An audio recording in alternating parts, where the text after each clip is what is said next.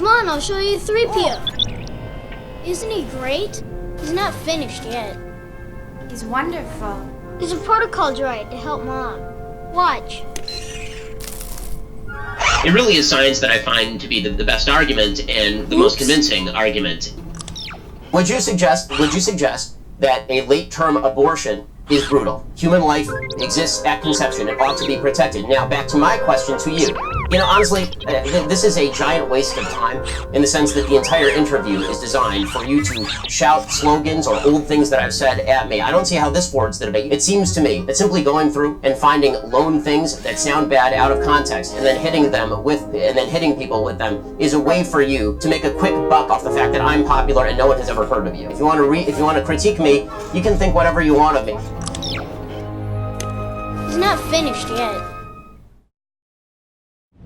Factor in income inequality.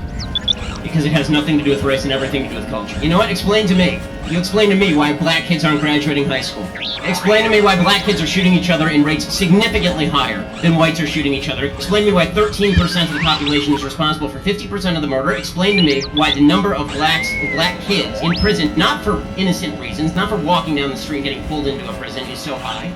Explain, if it has nothing to do with culture, explain to me why the single motherhood rate in the black community jumped from 20% to 70% in the same course of time that the civil rights movement has made such tremendous strides. Is America more racist now than it was in 1960? And if it is, please explain to me how that happened.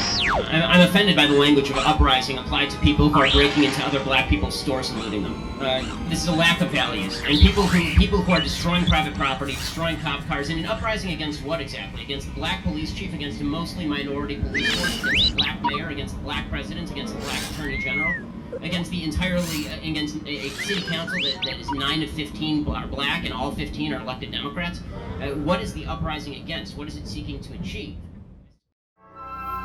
Again, conclusory statements about life that are simply made without any evidence whatsoever. One of the most common conclusory statements is that radical Islam, on a global level, is relegated to a very small number of people. This is simply not true. There is not any evidence to support this, and there is no data to back it up. And let's begin with a couple of definitional facts on this one. If Christians in the United States wanted to be governed by Christian theological law, we would call them radical Christians. Right? Just put it out there. So if you are a Muslim and you want your country governed by strict Sharia law, this would make you, by definition, a radical Muslim. Okay, here are the percentages of radical Muslims, by that definition, who want their country to be officially governed by Sharia across the world. In Russia, 42%, Indonesia, 72%, Afghanistan, 99%, Pakistan, 84%, Bangladesh, 82%, Iraq, 91%, Palestinian territories, 89%, Egypt, 74%, Jordan, 71%, Niger, 86%, Nigeria, 71%.